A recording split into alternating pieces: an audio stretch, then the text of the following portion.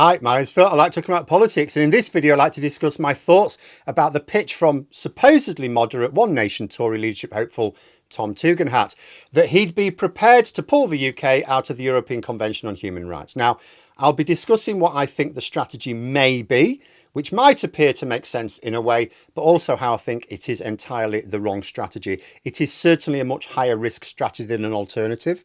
Apart from anything else, it seems to me to be the same strategy that the moderate Tories used for Brexit. And that ended up going disastrously wrong for them in so many ways. So first of all, let's just set the scene quickly regarding the Tory leadership contest. Like, we know the main populist hopefuls, Kemi Badenoch, Priti Patel and Robert Jenrick. In the moderate corner, you've basically got Tom Tugendhat. I'm not minded to credit others like James Cleverly or Mel Stride being anything other than also-rans. As I've already discussed in other videos, I think there's every expectation that the clear majority of Tory MPs do not want another populist leader.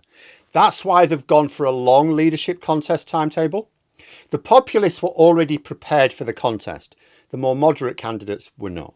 So we can speculate that most Conservative MPs do not want to keep fighting on nonsense populist policies like, say, leaving the European Convention on Human Rights. After all, if that's what they wanted, they can just have a quick summer contest, get one of the crazies in charge. Now, if we work on those assumptions, it might look surprising that Tugendhat seems to be adopting the same lines as the populist contenders. Like, why do that? How is he even distinguishing himself from the likes of Badenoch or Jenrick? Well, if Tugendhat wants to become party leader, there are two realities he has to face. The first is that the contenders will eventually be whittled down to two names after the party conference, and then the members will select the craziest option. So you might imagine he wants to present himself as the competent candidate who will also deliver on the crazy in order to get party members to back him. The second fact is that whoever wins, once they've been in post for a year, it will only take 19 Tory MPs to trigger a confidence vote if they think they'd like to bring the leader down. Now, it would be, of course, insane to carry on exposing their party as fundamentally broken to the electorate by keep trying and sometimes succeeding in jettisoning the latest leader and selecting another one every couple of years. So the question is, are there 19 Tory MPs crazy enough to do that? Yes. And they're the ones who want the party to back crazy policies like leaving the ECHR, or as it should be more properly known, Brexit 2. So it's possible that Tugendhat is trying to align himself with party members in order to win the contest with the aim of slowly, carefully nudging the party back to calmer waters over the coming years. And if he thinks that he can challenge Labour and get his party improving their poll ratings, then he will have the authority to move away from unpopular policies with the public and more to the ones that can win votes. Because ultimately, what most members want is a leader who will win power. That is their primary goal.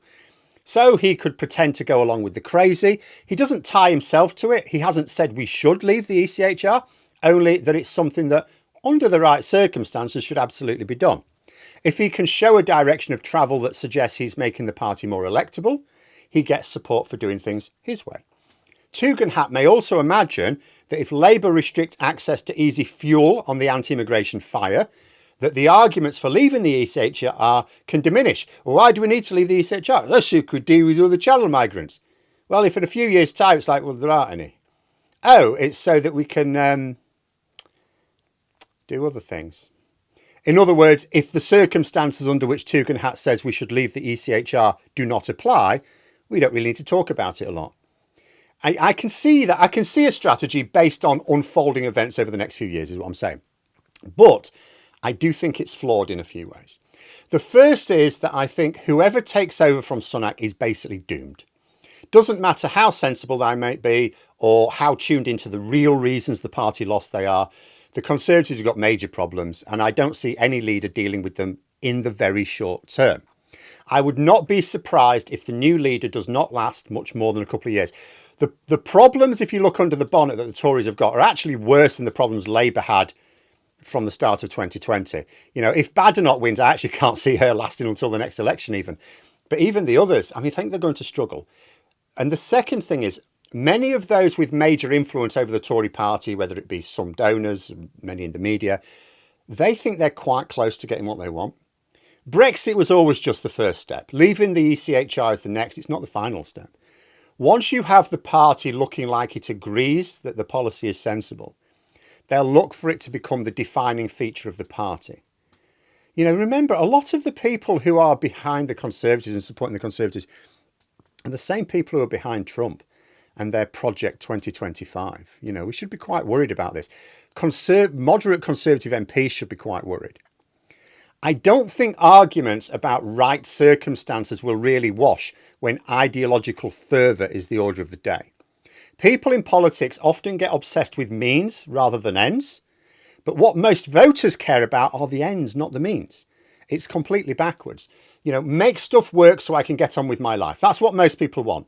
They want the government to just quietly sort things out in the background without making a fuss. If I were in Tugendhat's position, or indeed the position of those supporting him, I would accept that the party is still probably going to go backwards before it goes forwards. As I've discussed recently, the party's got a serious problem with their reputation on basic competence. They're going to make major net losses to their already low 2024 vote to just people dying over the next few years, thanks to having almost all of their support concentrated in the older age groups. They need to attract voters who are more pragmatic, who are put off by the ideological ranting. I would take a slightly longer term view of this. Not a long, it doesn't have to be a long term view, a medium term view, but a longer term view. If I were a moderate Conservative, I would say the first thing we need to do is to root out populism within our own party. You know, it is achievable if you accept you have to do that first, that there's a major change of direction needed in the short term. It's like the Abraham Lincoln quote, isn't it? Give me 6 hours to chop down a tree and I'll spend 4 hours sharpening the axe. If I were the One Nation Tories, I would make the argument that populism lost them the election. Batshit policies lost them the election, or the fixation on them at the exclusion of the policies that people wanted. Have a fight about it. Stand on that platform. They will lose the leadership contest. They will lose the argument. But that's okay, because winning it won't help them anyway. But when the populist leader fails, and they will fail, just don't be implicated in their fall. Back them, you know, go along with them.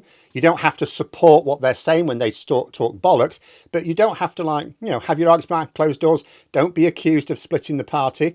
When they fail, because it's the public who will decide they fail, they won't improve their poll rating. If they do make it to the next election, they'll lose that next election. Then the argument holds more sway with members. We told you this doesn't work. Because if they have Tugendhat in charge, this is the problem. Is because what I think moderate Tories are trying to do here is they're trying to take the short, easy path. It doesn't go anywhere. You know, what happens if Tugendhat does win the contest, let's say, and let's say he manages to last the parliament. He leads his party to another heavy defeat at the next election. Members will think, as they did with Sunak, the problem was you were too Reform UK light.